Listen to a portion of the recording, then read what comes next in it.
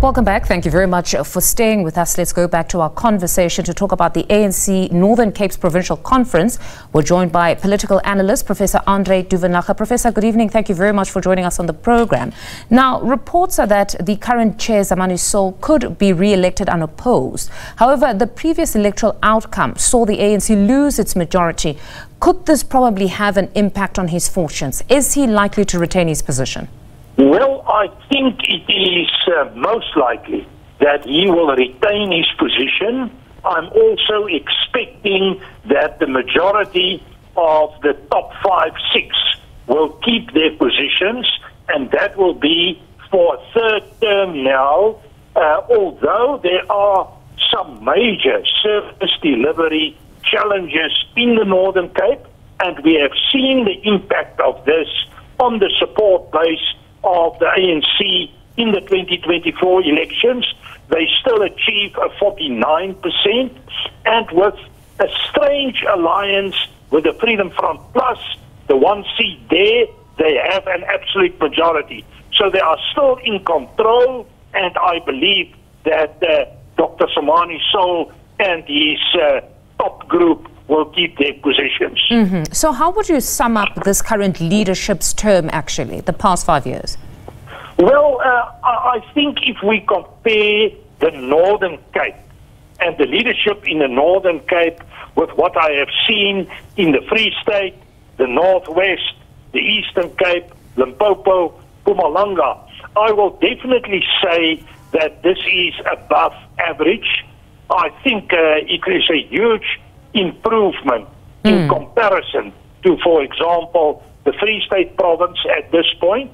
And my take is that although there are challenges, specifically the provision of water, and we think the challenges around Galeshewe, Kimberley, and maybe in the Kuruman area, I believe that Northern Cape will be relatively stable. But if we look at the 2026 elections, I think we are in a phase where the ANC is losing support on a general trajectory, and this may impact negatively. I am not that sure that the ANC has their connections with the grassroots level of support. I think there's a dwindling support on the side of the ANC, maybe not as much in the Northern Cape as in other provinces, but it's definitely there. Then on the internal politics within the African National Congress, if we look at influence of a province, Dr. Zamani Soul's province always brings the least delegates to a national conference, but he's generally been a leader that seems to enjoy greater respect among the majority within the African National Congress, that it almost feels as though the person of Zamani Soul is one that is regarded quite highly, even though we once came from an era where the delegates that you bring to a national conference almost dictated how you were regarded within the broader space of politics within the ANC. But why exactly is it that the person, just as an individual, it seems Dr. Zamani Soul himself enjoys a lot of respect within the political party? Yes, there's no doubt that Dr. Zamani Soul has enjoyed a lot of respect. I think it has to do with a number of things. In the first place, he is very closely connected to President Cyril Ramaphosa and the current ruling group within the ANC. In other words, he's one of the confidants of President Ramaphosa. Then secondly, he is managing a relative stable province. If you compare that to some other provinces, I think you can definitely say that from a governance perspective, it's on a better standard. It's not on the level of the Western Cape, but in terms of ANC provinces, it is probably one of the best managed provinces. Then thirdly, I think he's a person of influence.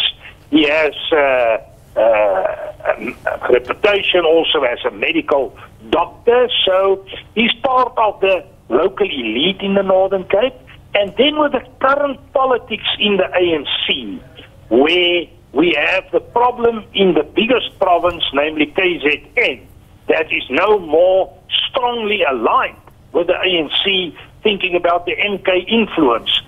All support bases, although smaller, are becoming more important. And in that sense, it is positive for Dr. Zamani Soul and the Northern Cape in general. Professor, you started off by mentioning at least his proximity to the President of the African National Congress, that he enjoys a very great relationship with the President. Many have noted that.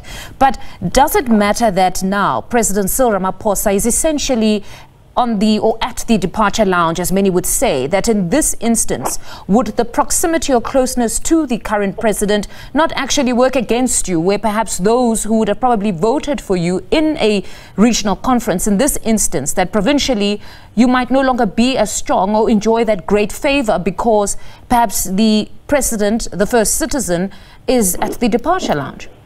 Mpondo, yes, we can answer that in terms of the scenario that will play itself out within the ANC.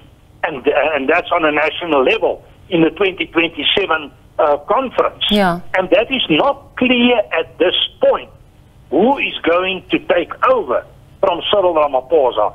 Is it going to be a Ramaphosa person, or will they come from a rival grouping within the ANC, thinking about the likes of Paul Mashatile, Panjasa Lesufi, and maybe even others?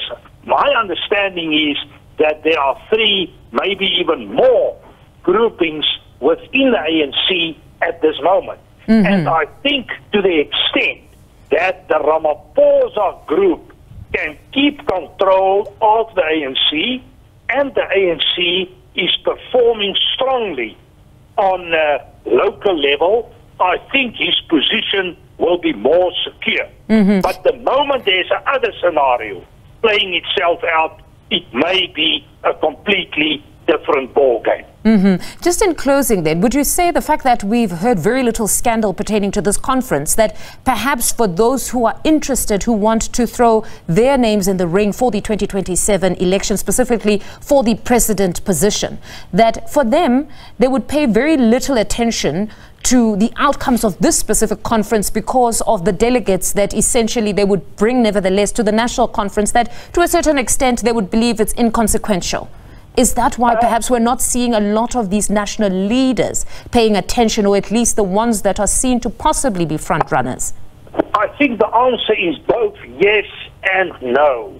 It is yes, we can argue that the Northern Cape are sending the smallest delegation to a national conference.